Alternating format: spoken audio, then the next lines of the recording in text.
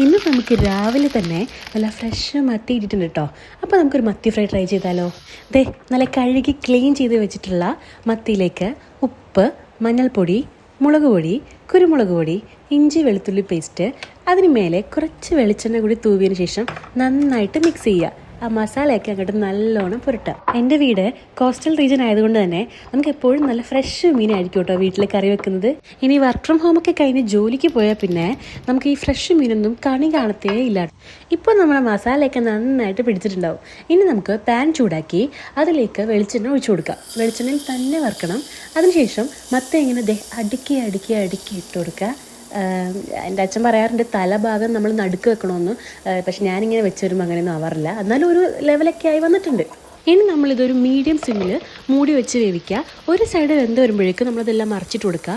ആ സമയത്ത് നമുക്ക് കുറച്ച് കറിവേപ്പിലയും കുറച്ച് പച്ചമുളകും, കുറച്ചല്ല ഒരു 1-2 പച്ചമുളക് കീറിയതിങ്ങനെ നമുക്ക് ഇട്ട് കൊടുക്കാം.